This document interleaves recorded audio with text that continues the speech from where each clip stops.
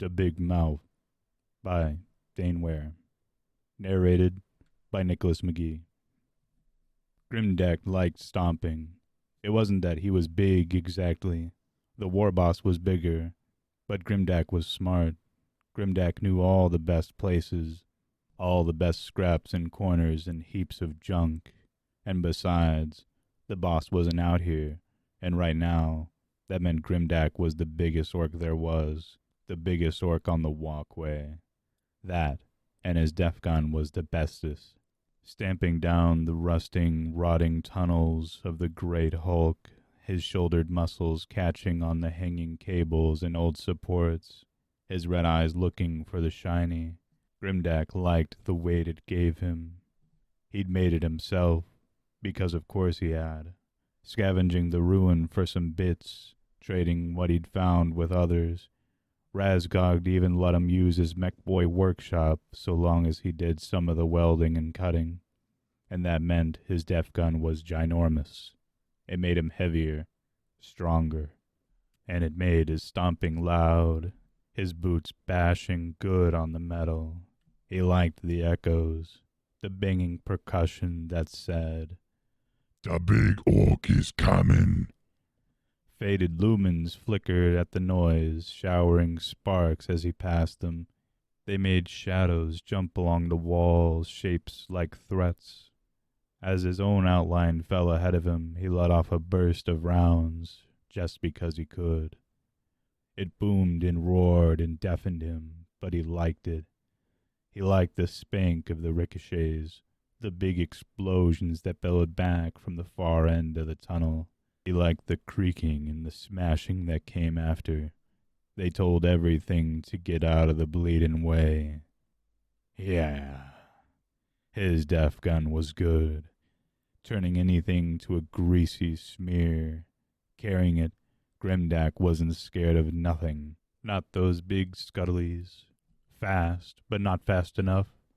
Not those poncy-prancy things with their stupid air, or those ranks of boring robots. Grimdak even seen a space marine once. Hiding his backside and all that snazzy armor hadn't done him any good. The boss still wore his pauldrons. Remembering the battle, he snickered around his teeth. That had been a big one. But Zaldag Legmangla, Warboss, had claimed this hulk for the Death Skulls, and he wasn't giving it up. The Space Marine's skull, helmet and all, sat atop the Warboss's throne, and his boys never had it so good. 2 levels down and a big bag of loot later, Grimdak stopped by a ruined control panel. Its screen was shattered, half chewed off. Its wires hung loose. They were red and gleaming, spilled like guts, and he knew that color of metal. Razgog needed it. It was good stuff for fixing busted connections. Yanking the front fully off the thing, he poked it with a curious talon, waiting to see if it'd catapult him back down the walkway. Was slightly disappointed when nothing happened. In the stomp-free quiet, however, he heard a noise like boots, big boots. Grimdak stopped. Legmangla's skulls owned the hulk. But them was boots, all right, loud boots, metal boots, boots that moved all tidy-like, military boots. Not as big as a space marine, but big enough. They were still some distance away, somewhere down by the old generators, he reckoned. But he was sure of one thing. Them boots weren't orcs. He frowned, scratching hard at his metal-pierced ear. Bits of snotling were still caught in it. He wasn't worried about that now. Think, he told himself. The boss hulk was called the Big Mouf, and it was bleeding huge. It was more than one ship, all smushed together and stuck like that, roaring on through the void. It had lots of different ends and bits sticking out all over the place. Plus, the central vortex that had given it its name, something to do with the tangled gravities of individual ships. The boss's throne was a way back, on the biggest command deck. The escape pods were used by the mech boys, and old Scalagrog perched and sparked and ranted his way through the lower tunnels, even the gunnery decks, used for sleeping and eating and fighting.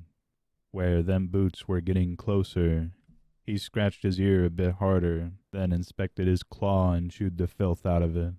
He was too big to sneak, and, anyhow, that wasn't the way. He was an orc, the biggest, baddest orc on the walkway, with the biggest, baddest def gun. Yeah, the looter with the shooter. Hoiking the thing a bit higher on his shoulder, he folded down the targeter and kicked in the scanners. I is the big orc, and I's gonna find ya. The boots were a level below him, he reckoned, down in the old hellet tunnels, where some of the mangled servitors still roamed, every one of them mad as a bucket of snotlings. Sometimes, if he needed the really good swag, he went down after them. The ladder was nearby, and though its rungs were busted, he'd be able to see straight down. Yeah, like shooting oomies in a barrel. Grinning through his snaggled fangs, he stomped that way, and then he heard something else. Arriving back at the Warboss's throne, Grimdak skidded to a stop in a state of almost panic. Boss!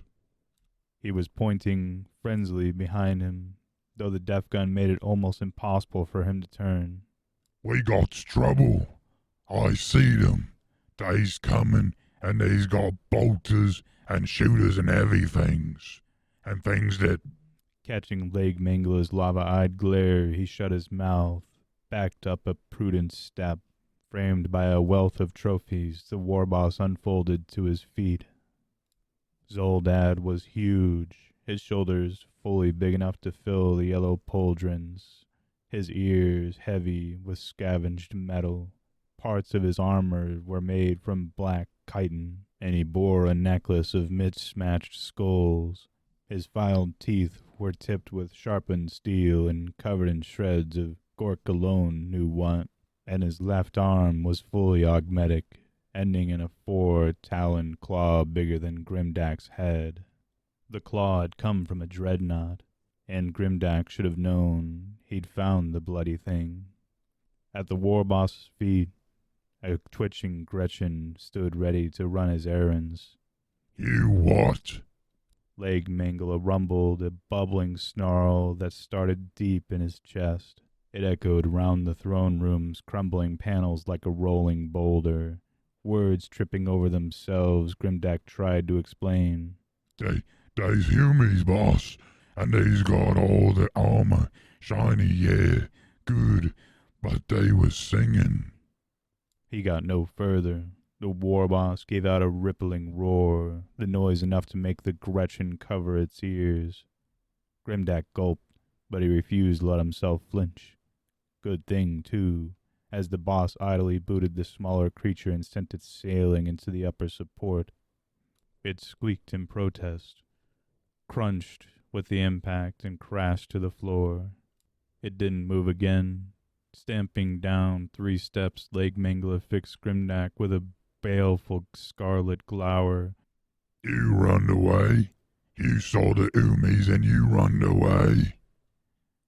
He bared his fangs, his breath reeking. Is you an orc, or is you a stinking sniveling grot? I is an orc, boss. Grimdak backed up another step. I just came to tells you. Brings you the news, and I got... With his best, ingratiating grin, he grabbed a fistful of captured swag and held it out. The boss paused, eyeing the copper wire on the floor between them. At the foot of his seat lay a huge pile of scavenged booty, more bits of Space Marine and Dreadnought, the claws of a gene stealer, the plume of an Eldari helm, the apothecary's narthacreum. His proudest possession, it glinted like an evil grin. Leg Mangala eyed the wires, then the pile, then rumbled again, apparently thinking. Then he bellowed loud enough to rattle the ancient glass screens. Baz! Grimdak backed up even further, smack into the orc behind him. He jumped, and there was Bazrook de Stampa, orc knob, casually picking his fangs with a long, dirty spike. He leered down, grinning. All right, Luda. His words were easy, dangerous. What's you done now? Nothing. Grimdak said quickly, scrambling out of the way. Bazrook's grin grew. Behind him, more orcs tumbled into the chamber. Knobs and boys, weapons in hands. A scatter of Gretchen came with them, darting between their feet and trying not to get stomped on. Bazrook snarled at the massive pack, and it scuffled and shoved to quiet, waiting. Leg Mangala eyed his troops. All right, He said. Grimdak's got us something special. He grinned, a mouthful of knives. There's oomies in the tunnels, and they got the good loot. And by the teeth of Gorkimog, we's gonna find them, and we's gonna stamp their heads. We's gonna break them out of their shells and squish all their pink insides. The grin grew. And I's gonna get myself a brand new prize. He threw a thumb over his shoulder at the helm that topped the throne. A little one to go by the big one. Orcs nudged each other, snickering, but Leg Mangala's grin vanished. Fangs bared and his red gaze moved from orc to orc like a laser sight. It settled on Grimdak. But, He said. before we get stuck in, you tell me something. Greenskins eyed each other. Their boots, not one of them met the Warboss's gaze. Still glaring at Grimdak, he said, Who found the relic? Grimdak blinked. What relic? Mutters and shuffles. Each orc glared at his nearest neighbors. What relic? Leaning casually on the nearest upright, Bazrook continued to pick his teeth. Greatly daring, Grimdak answered. We ain't got no relics, boss. He pointed at the throne, the pile. All the good stuff's there. No relics. Them singing oomies, they always come after the relics. Leg Mangala said, his tone spelling it out. He fixed Grimdak with a nasty stare, and Grimdak gulped. He had no idea if Leg Mangala could swallow the death gun as well as the orc that carried it, and he didn't want to find out. After all, look at what had happened to old Scarmush. Never mind that now. Bristling, Leg Mangala stomped down the last 2 steps, still framed by the loot-encrusted throne back. His pile of swag at his boots, he made a swipe at where Grimdak was standing. The looter jumped out of the way, but Leg Mangala's grab had not been aimed at him. Bazrook cursed as the toothpick was snatched from his hand. The boss growled him to silence, examined the spike, then shook it, right in Bazrook's face. What's this, Stan? He roared. The end of bleeding Mork? Faced by the boss, even Bazrook backed up. He looked around the room for support, but every other orc in the room was studiously staring elsewhere. The boss shook it again. Where'd you get this? There was a coffin. Bazrook ventured. Big stone thing, out near the mouth. With a roar, Leg Mangala lunged. He drove the toothpick, sharp end first, straight through the hollow of Baz's throat. Bazrook gawked, startled, then went over backwards in a crash. He gagged, choked, kicked, and was still. Gore seeped out across the slatted metal floor. Orcs clutched and snorted. A few kicked at the downed body just for good measure. But Leg Mangala was not laughing. With a bellow, he brought the boys to stillness. When you get the loot, who brings it here? One massive boot kicked at the glinting pile. You got that? You don't use it as toothpicks for your teeth.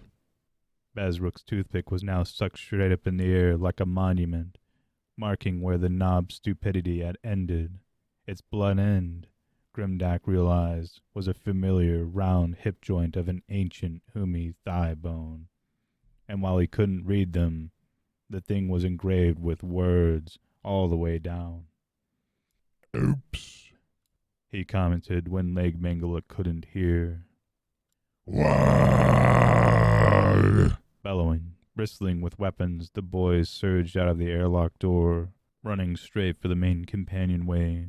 Grimdak had tried to settle from the Warboss line of sight, but Leg Mangala grabbed him by one ear and dragged him right up the front. You found him, He said. You go find them again, boss. In the def gun, he had a motion detector of sorts. It was a bit twitchy, picked up the bilge rats sometimes, but it was enough. With Leg Mangala pounding beside him and a surge of gleeful greenskins behind, he ran. We gonna crush them Umis good and proper.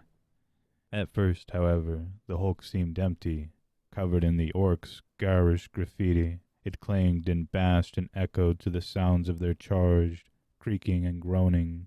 Squeaky things scattered from the orcs' boots. They stamped at them, laughing. Junctions and ladders were dabbed with colors and pictures and warnings, with the skull symbols of their tribe and with caricatures of various members. In other places, old Scalagrog had sent up warnings, standing totems of bones and captured booty, marking the parts of Leg Mangala's territory. They said, Don't mess with the orcs. Skalgrad himself had joined them, though the rest of the tribe were giving him a wide berth.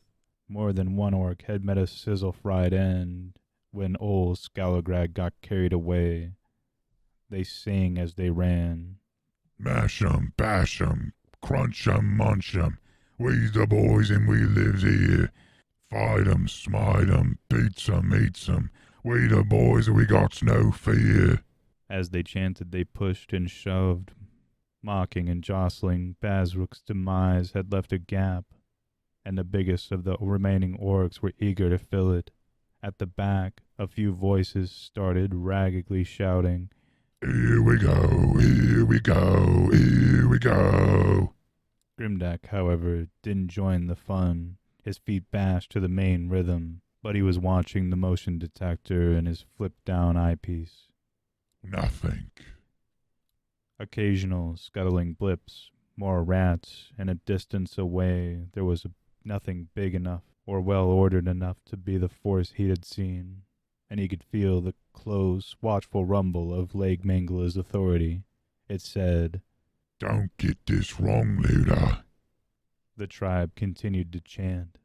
Thump 'em, wump 'em, crash 'em, bash 'em. We the boys and we's alright. Tromp 'em, stomp 'em, smack 'em, whack 'em. We the boys and we can fight. Steadily the companion route led onto the main body of the hulk. The graffiti faded back to the red and gnawing rust, and the lumens grew weaker, casting almost no light. Around them, the space soon opened up onto a vast and looming darkness, and their boots rang hollow on the now suspended walkway. A cold and empty wind began to pluck at them, teasing it. It stank of dead stuff. Here, Grimdak wanted to slow down. He was smart, right. He knew the hulk better than his mates, and he knew that they were heading to the central hub. He'd seen it many times, all the tunnels that led up and out and away, and the impossible bonkers angles that just hurt your brain. And out there in the middle of it all was the thing that Leg Mangala had called the mouth. It was ever hungry, the place where everything twisted round and round, pulling everything down into itself. Grimdak didn't know where the stuff went, though Razgog had once tried to explain to him he didn't know, though that more than one orc had got too close, trying to prove how scared he wasn't, and had gone bawling over the railings. It wasn't long before they all felt the charge, the sucking greed in the air. Think you big with all that noise? got news for you, 'cause we's the boys. The chant reached its end, bled out into the open darkness. The air was full of sounds, phantom yells, cries that they couldn't quite hear, the creak and grind of unsettled metal. The orcs turned grim, stamping fast and focused, their faces furrowed, fangs bared. Yeah, Grimdak thought, as they closed on the location of the vortex. Mouth or no mouth, day was ready. The ambush hit them hard.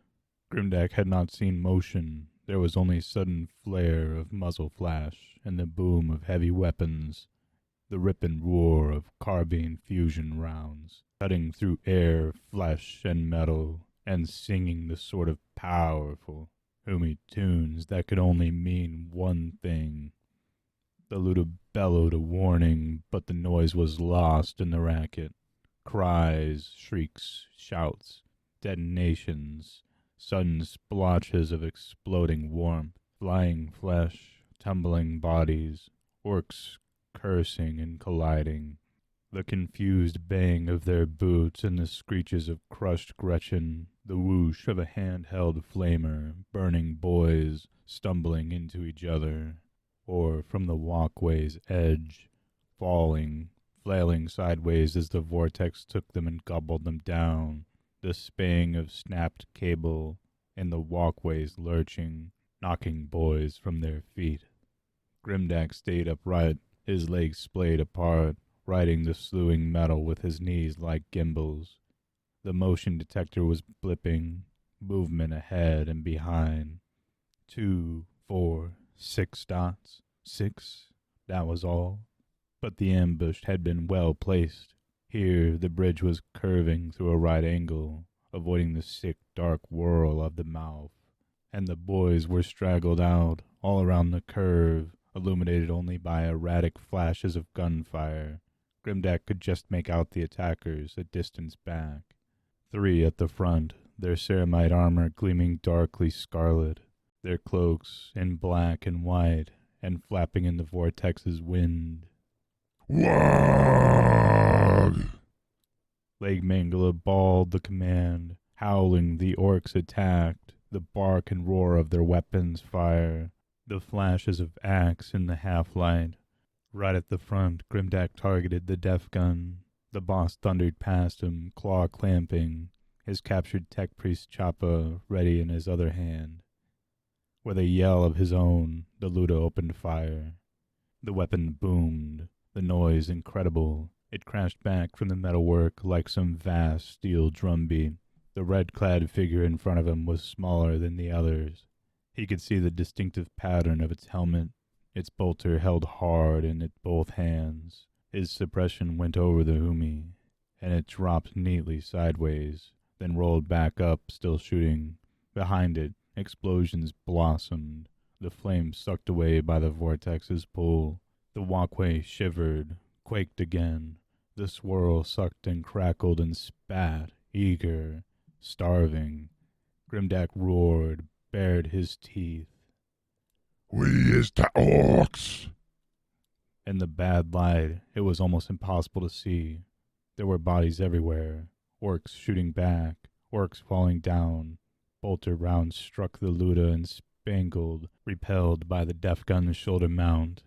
He juddered at the impacts, but he didn't go over. Sparks burned his cheek. Shouts were rising now, boots crashing in an upsurge of defiance. We owns the Hulk. We's gonna crush.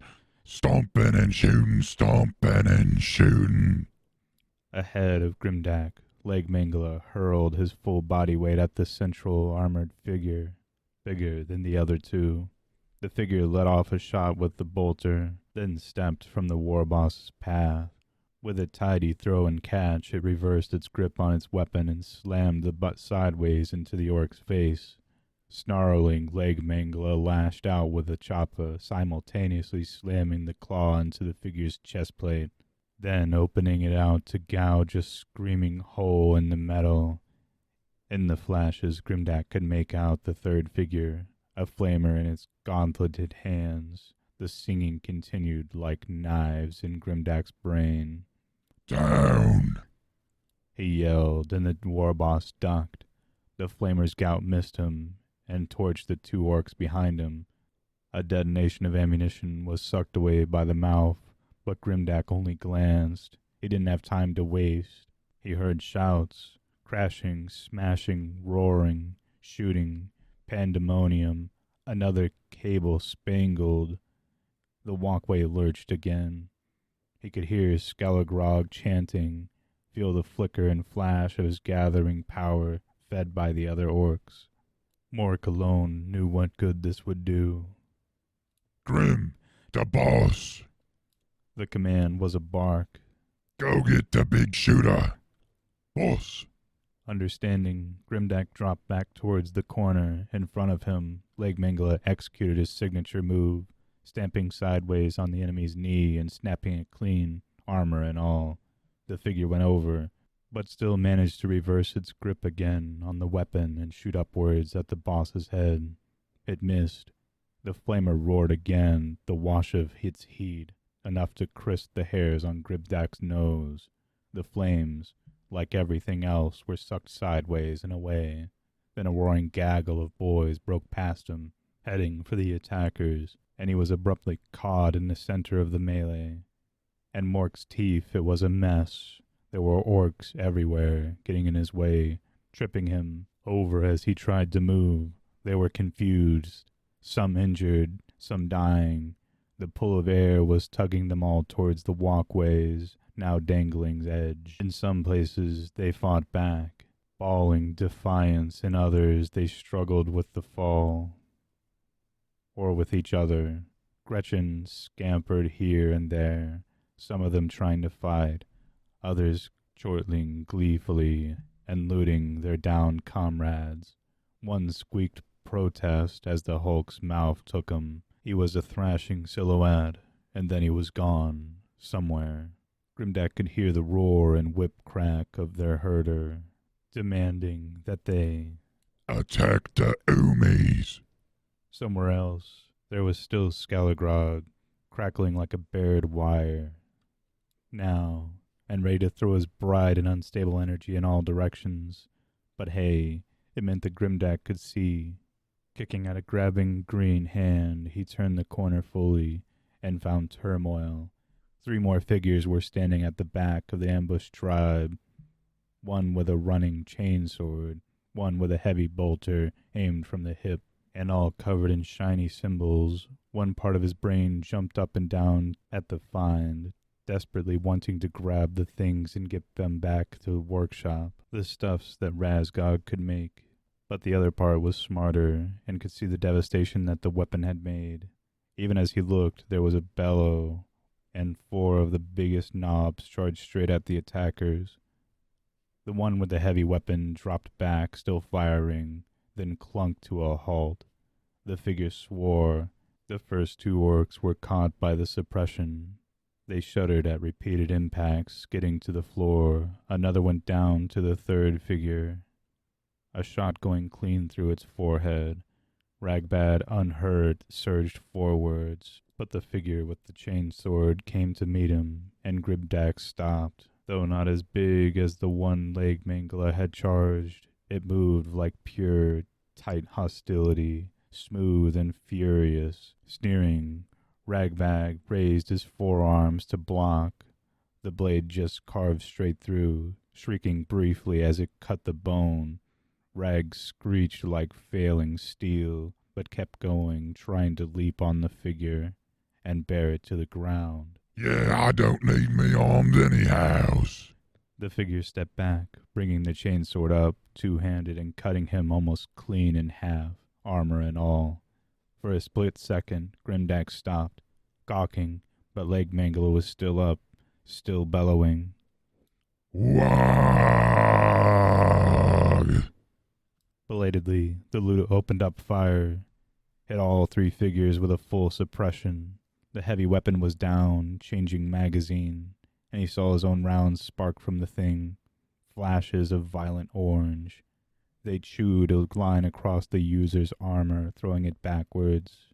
It screamed at him, savage, rolling back to its feet. Domine libre nos, he bellowed back. I is the bestest orc, the looter with the shooter. With a cry like pure rage, the figure with the chainsword came forwards, the weapon still running and sending flicks of rags gore to spatter against the metalwork. Grimdak lowered the muzzle of his death gun and hit it with a full, direct burst.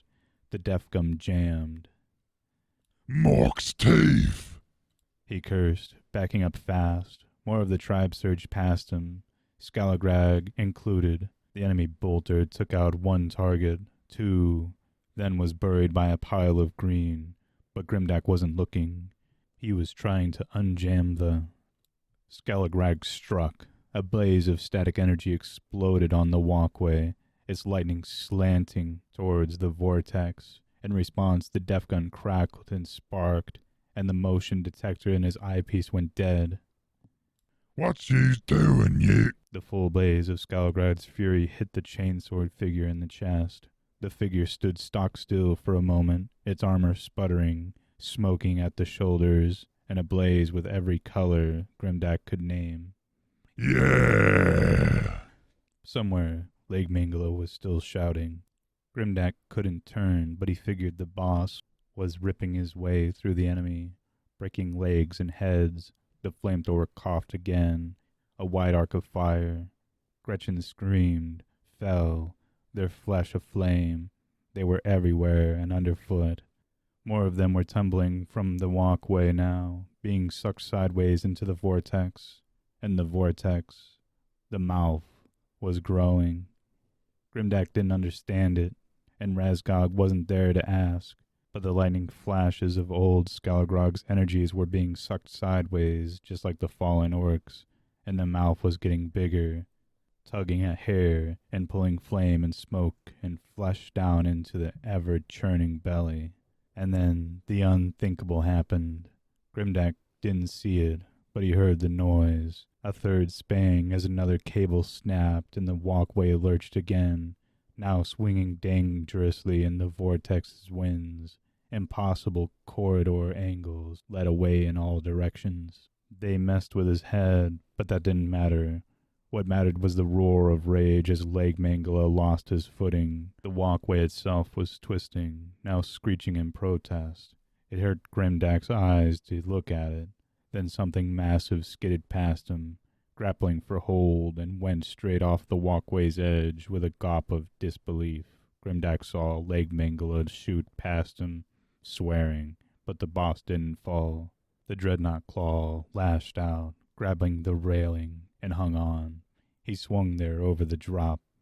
The walkway creaked and groaned as the boss's massive weight, twisting even further. More and more orcs were losing their footing now, shrieking obscenities. Scalagrag was sliding, Grimdak too. Legmangala hung over the drop, kicking his boots, snarling in outrage. From the armored enemy, a barked command. Responding instantly, the heavy weapon opened fire, straight down. For an instant, Grimdak didn't realize what they were doing, but he caught himself up as the rounds chewed holes in the metal, and the part the orcs were standing on started to come away. The walkway screamed as it tore, the noise cutting at his ears. His death gun was too heavy. Any bleeding minute. Grimdak had a split second to make a decision. In front of him, the three attackers were now standing on a stable steel platform, its edge cut free.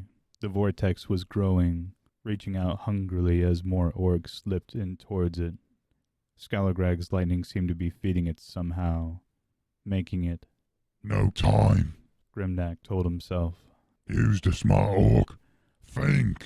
To the front, one of the figures was tending to their downed mate. The other one, the small one, was covering, bolter ready. As he glanced, he saw the bolter was aimed at the still dangling Warboss. His claws slammed closed on the creaking railing, and Legmangala's huge weight was pulling the whole walkway down. Cut free at its other end, it was starting to hinge like a door. Grimdak couldn't back up. The walkway was broken and the heavy weapon would cut him to pieces.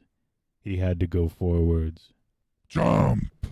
Legmangla caught his gaze and said something, the words torn away by the vortex, but Grimdak was past caring. There was an old orc saying he remembered, one that Razgog lived by. Not the biggest orc in the tribe, the mech boy was definitely the smartest. He wasn't out here, for a start. Fastest way to win when there's too many. Raz had once said. It's called the air gap technique. What? Grimdak had asked him. Air gap, clunk brain. The bigger the better. Think. Grimdak told himself again. Razgog had been right.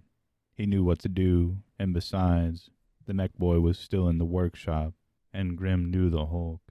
He could circle back around the Mouf, back to the Warboss's chambers, pick up the relic, the good loot. Warbosses came and went, but Grim, yeah, he always survived. I is the smart orc. Letting off a single suppressive volley at the three figures, he made them keep their heads down. Then he jumped right for their position. They swore, swinging weapons to cover him, but he was fast, deaf gun or not. He broke past the bolter figure and the one crouched with the flamer, and just ran for it. As he did so, he heard a massive screeching creak as the railing finally gave way and Legmangla tumbled, howling towards the vortex. He didn't know what had happened to Skalagrag, and he didn't pause to worry. He put his head down and he ran. Behind him the figures were moving. A bolter round whisked past his ear, and he heard the cough of the flamer and felt it singe his skin. The flames chasing him down the tunnel, Grimdak made his escape. Well, sisters? Her armor still crackling. Sister Superior Augusta Saintoris switched off her chainsaw's mechanism. Voila! Despite the lines of dents in her chest plate, was covering the still whirling vortex.